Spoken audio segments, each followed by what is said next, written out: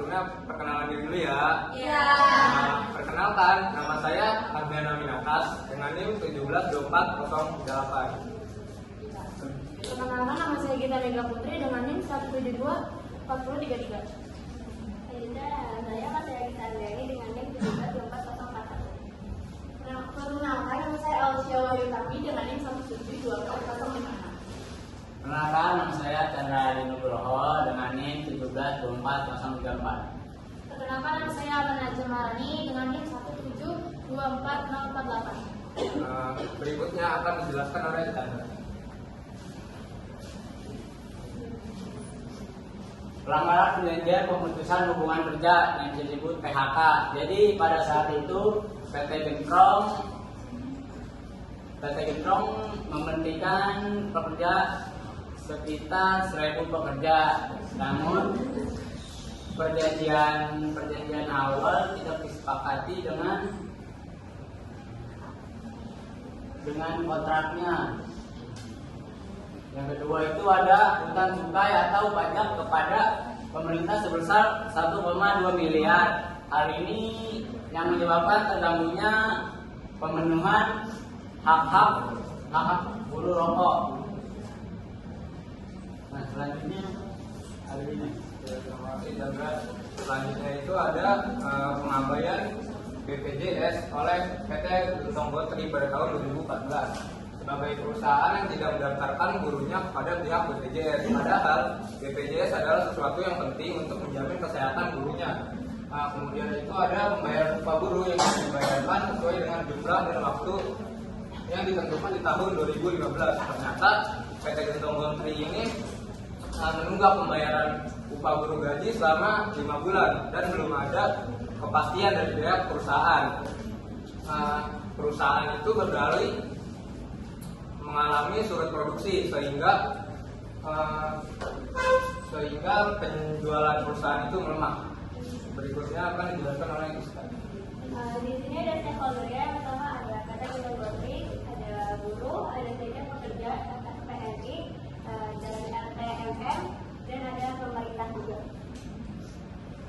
Nah, di sini proses komunikasi menurut peraturan 2000 PT Gentrong Gotri sebagai center ini yang mengirim atau pihak yang mengajukan keluhan terhadap pembayaran upah yang tertunda, dan encodingnya PT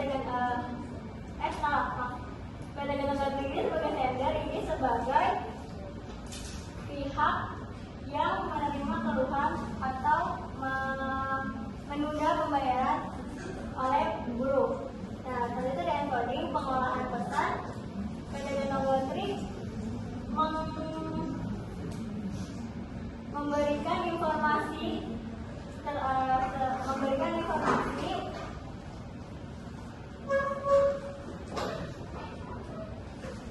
mengenai keadaan dari perusahaan tersebut mengenai masalah keuangan dan memberikan pernyataan resmi atau pengawalan. Selanjutnya ada message atau pesan yang diberikan oleh PT Gentrong Gotri mengenai masalah keuangan perusahaan tersebut yang diberikan kepada buruh, dan recording pemahaman pesan buruh atau serikat pekerja dan pemerintah yang memahami pesan tersebut tergantung oleh pemahaman atau konteks yang mereka terima. Dan receiver atau penerima yang menerima pesan ini adalah pemerintah, buruh, dan juga serikat pekerja. Dan respon atau tanggapan dari buruh,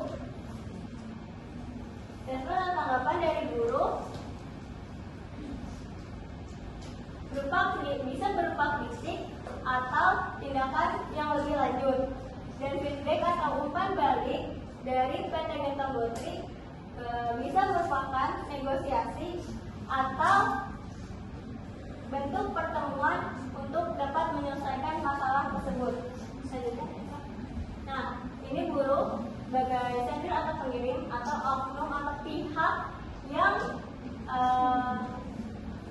mengeluhkan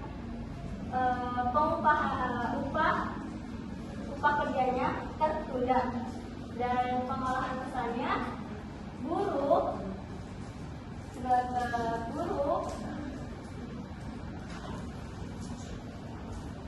mengolah keluhan mereka terhadap upah yang belum dibayar, dan bisa dalam bentuk pernyataan atau tindakan seperti demonstrasi atau pertemuan secara langsung. Dan pesan yang diberikan oleh guru ini mengenai tuntutan terhadap perusahaan karena pengupahan mereka yang tertunda.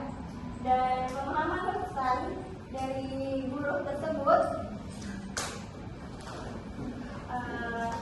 pihak atau perusahaan yang menginterpretasikan pesan tersebut sesuai dengan pemahaman atau pengalaman mereka. Dan receiver atau pihak yang menerima adalah PT Gentong Gotri dan juga pemerintah.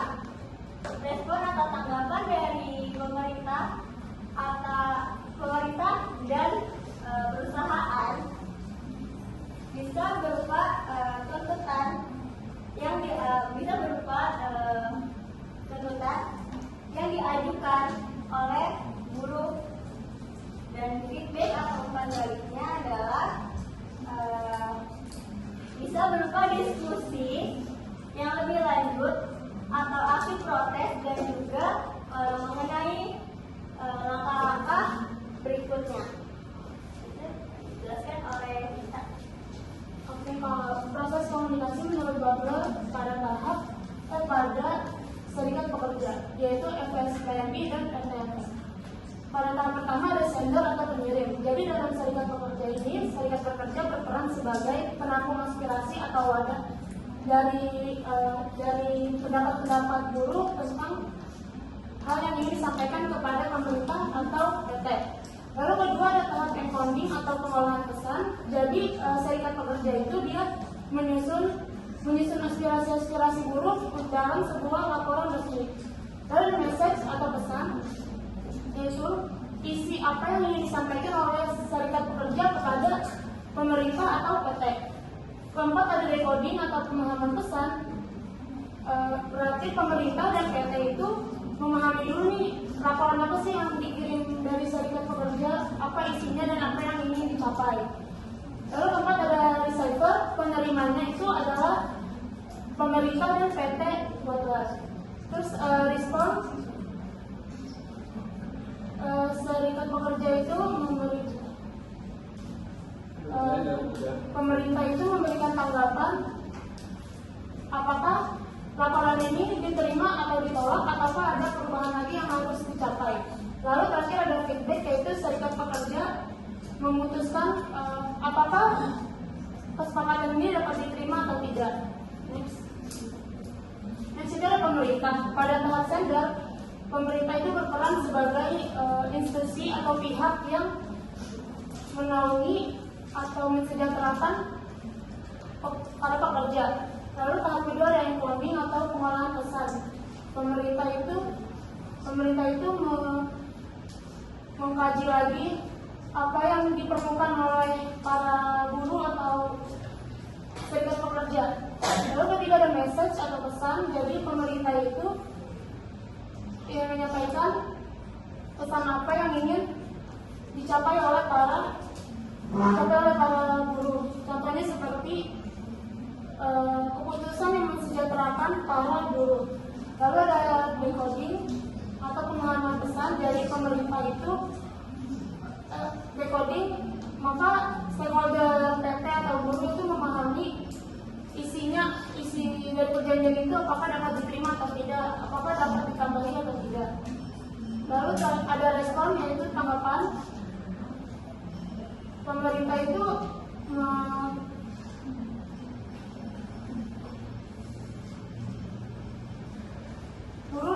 buruh dan PT itu menanggapi apakah perjanjian ini sudah sesuai apa yang diinginkan. Lalu feedback, yaitu pemerintahnya kembali memberikan tanggapan apakah sudah pas atau sesuai dengan apa yang telah disepakati dari awal. Selanjutnya akan dilanjutkan oleh siapa? Terima kasih kita.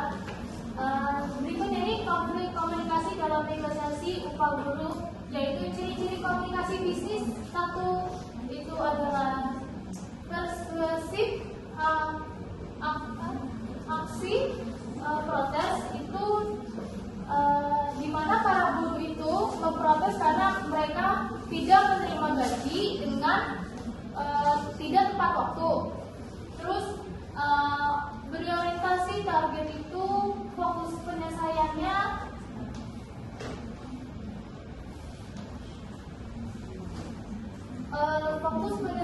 itu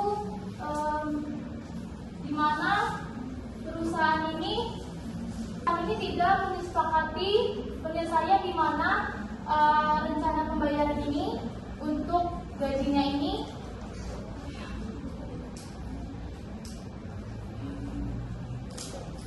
dengan yang jelas untuk mencapai semua kesepakatan.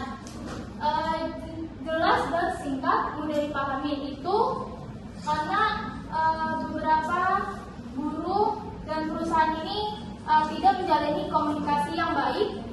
Oleh karena itu banyak kesalahpahaman yang terlibat di perusahaan ini. Faktual data secara akurat, di mana perusahaan itu seharusnya memiliki data yang tepat untuk merencanakan pembayaran secara akurat itu jumlah buruh yang tidak menerima gaji, total THR yang seharusnya dibayar, dan jumlah hutang pajak yang harusnya dibayar oleh perusahaan. Praktis informasi secara jelas itu di mana seharusnya perusahaan menyampaikan informasi yang jelas dan terbuka kepada para buruh. Dan oleh karena itu para buruh itu tidak percaya dengan adanya kepada manajemen untuk gaji. Terus penyimpangan dalam bisnis itu persuasif, ketegangan yang besar itu terjadi karena banyak aksi yang dimana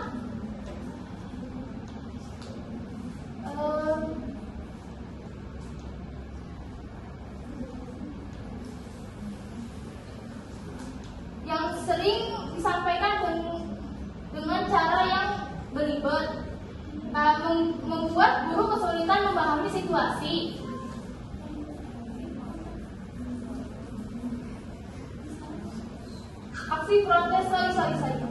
Aksi protes tidak diimbang dengan dialog kondusif dari pihak perusahaan, menciptakan ketegangan yang besar. Berorientasi target. Nah, karena ini konflik berlanjut tanpa solusi, karena ini bisa tidak ada rencana perundingan struktur sehingga konflik berlanjut tanpa solusi yang jelas. Terus jelas dan singkat, kebingungan di kalangan buruh, karena para buruh ini jadi bingung untuk gajinya mereka karena tenggang sampai 5 bulan. Faktualnya ini kurang kepercayaan buruh terhadap manajemen, yaitu karena perusahaan ini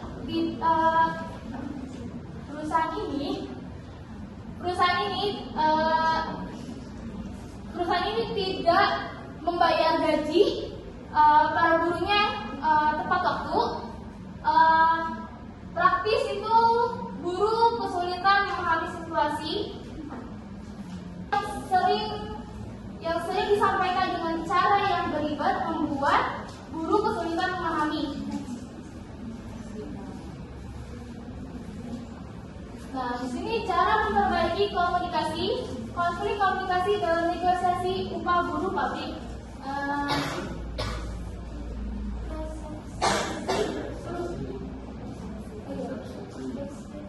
Perusahaan dan buruh harus memiliki komunikasi yang jelas dan terbuka. Oleh karena itu, perusahaan itu harus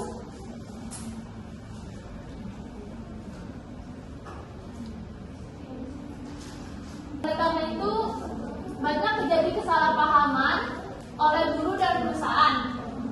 Dan ketepatan ini memberi informasi yang akurat dan relevan. panggilan ini seharusnya berdasarkan dari sumber terpercaya dan memastikan informasi dari orang terpercaya. Nah ini guys, dari orang percaya itu sama kayak ketepatan itu. Nah, pengendalian itu menjadwalkan mungkin guru dan manajemen.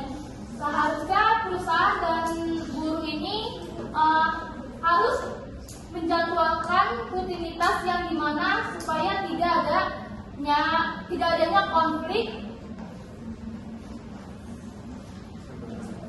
yang berkelanjutan.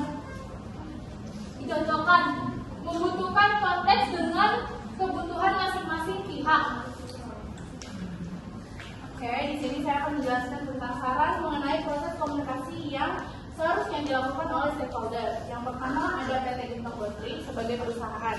Nah, yang poin pertama ini ada keterbukaan informasi mengenai keadaan keuangan perusahaan. Jadi sebagai perusahaan seharusnya harus transparansi tentang keuangan yang dialami perusahaan. Jika ada keuangan yang kurang baik atau tidak stabil, seharusnya diberikan informasi kepada buruh atau pekerja.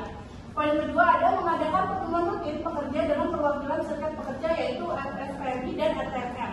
Nah, mengadakan pertemuan rutin ini dilakukan untuk menyelesaikan masalah yang sedang terjadi. Jadi untuk forum diskusi agar mendapat kesepakatan bersama. Poin ketiga yaitu menyediakan saluran pengaduan.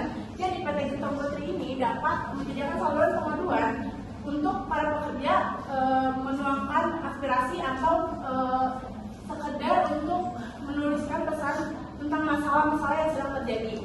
Nah, stakeholder yang kedua ini ada guru atau para pekerja. Poin pertama, menjaga komunikasi dengan manajemen perusahaan. Para pekerja harus menjaga komunikasi dengan manajemen perusahaan agar masalah-masalah yang sedang terjadi dapat terselesaikan. Yang kedua ada mengikuti forum pertemuan yang diadakan perusahaan. Nah, para buruh ini dapat mengikuti forum pertemuan yang diadakan oleh perusahaan agar mengetahui hak-haknya lebih lanjut. Yang ketiga ada meningkatkan pengetahuan tentang hak-hak pekerja. Jadi ini pekerja ini dapat meningkatkan pengetahuan dengan cara diedukasi lebih lanjut oleh para pemerintah. Di sini ada stakeholder selanjutnya itu pemerintah. Pemerintah ini berperan aktif sebagai mediator antara perusahaan dan pekerja. Jadi pemerintah ini sebagai penengah dari serikat pekerja dan pekerja untuk menyelesaikan masalah yang sedang terjadi. Poin kedua ada memberikan edukasi mengenai hak dan kewajiban sesuai peraturan. Jadi para pemerintah ini memberikan edukasi kepada para pekerja dan serikat pekerja. Jadi kedua belah pihak mendapatkan edukasi yang sama dan harus mengikuti kewajiban sesuai peraturan yang ada. Poin ketiga ada melakukan pemantauan dan evaluasi kepada pekerja dan perusahaan. Jadi pemerintah ini memberikan evaluasi kepada pekerja dan perusahaan agar mengetahui nih apa sih yang harus diperbaiki dan masalah yang harus diperbaiki lebih lanjut. Stakeholder yang keempat ada serikat pekerja FSPMI sebagai yang artinya Federasi Serikat Persatuan Metal Indonesia dan RTFM rokok, tembakau, makanan dan minuman. Yang pertama, memastikan adanya koordinasi yang baik dalam organisasi. Jadi, serikat pekerja ini memastikan adanya koordinasi yang baik dalam organisasi antara pekerja dan perusahaan. Yang poin kedua adalah memberikan dukungan kepada pekerja yang menghadapi masalah. Jadi, kalau pekerja ada masalah dan agak susah untuk mengajukan masalahnya kepada perusahaan, serikat pekerja ini membantu, mendorong dan membantu mengajukan masalah yang terjadi agar dapat diselesaikan. Sekian dari kami. Ada yang lainnya? Sesi tanya jawab 3 orang 14 kelasnya 2 dan 3 udah.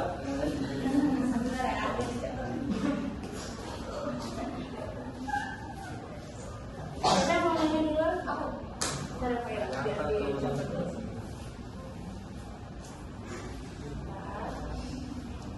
apa pertanyaannya? Sebelumnya makasih atas kesempatannya. Nama saya Fairuza Nanti Yusuf. Ini 172 Ya. Ya, ini lebih ke pendapat kalian aja sih. Kira-kira menurut kalian nih apa sih saran untuk meningkatkan komunikasi antara pihak-pihak yang terlibat, komunikasi yang efisien lah istilahnya dari pihak-pihak yang terlibat yang tadi udah kalian jelasin?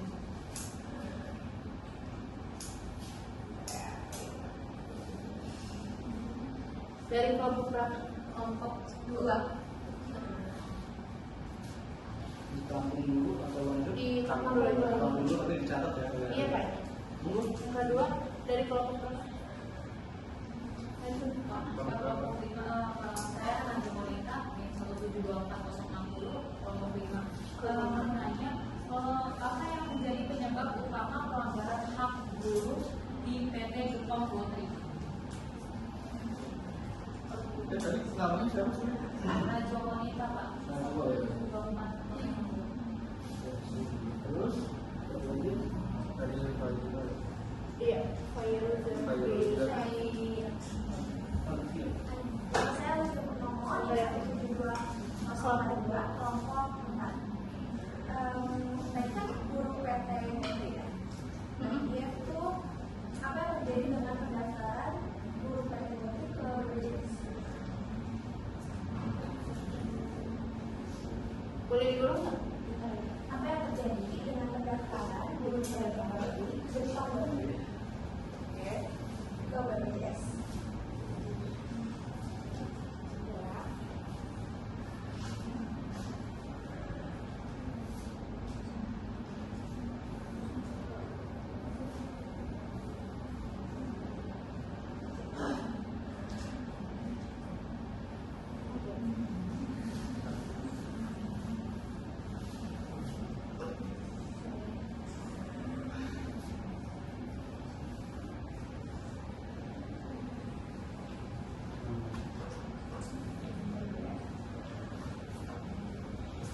Monggo kalau mau diskusi dulu boleh. Boleh di sini.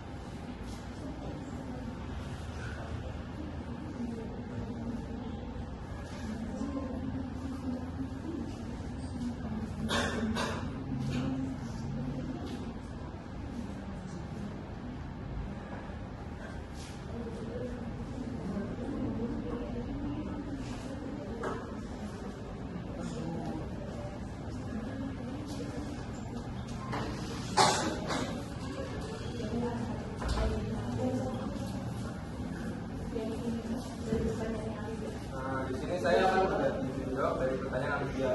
Tadi kan pertanyaannya apa yang terjadi dari pihak PT Getambon Dotri yang tidak mendaftarkan gurunya ke BPJS. Sebenarnya itu dari pihak PT Getambon Dotri itu pada tahun 2014 perusahaannya itu tidak mendaftarkan gurunya kepada pihak BPJS. Nah itu karena dari itu. Tolong menjawab. Olivia. Udah. Di sini saya izin untuk menjawab pertanyaan dari Najwa kita. Tadi pertanyaannya apa yang menjadi penyebab utama ya pelanggaran hak guru di PT Getambon Putri. Nah penyebab utamanya tuh ada di PHK besar-besaran, PHK sementara pada tahun 2013. Nah di sini tuh perusahaan tuh gak memenuhi kewajiban pembayaran. Nah kewajiban pembayaran itu seperti uang premi sama upah guru. Jadi itu nggak dikasih ke pekerjanya. Jadi terus ada isu di PHK sementara. Jawab. Izin menjawab pertanyaan dari Valira, yaitu saran untuk meningkatkan komunikasi antara pihak-pihak yang terlibat. Saran pertama yaitu perusahaan harus transparansi dalam menyediakan informasi. Sebagai contoh tuh disebutkan bagaimana pembayaran gaji, lalu prosesnya itu bagaimana, kalau transparansinya tidak ditutupi. Terus saran kedua yaitu adanya pemerintah sebagai mediator antara perusahaan dan PT. perusahaan dan buruh. Jadi jika ada buruh yang ingin menyampaikan keberatan, jadi pemerintah dapat sebagai mediator atau jalan tengah. Itu aja. Saran dari kita.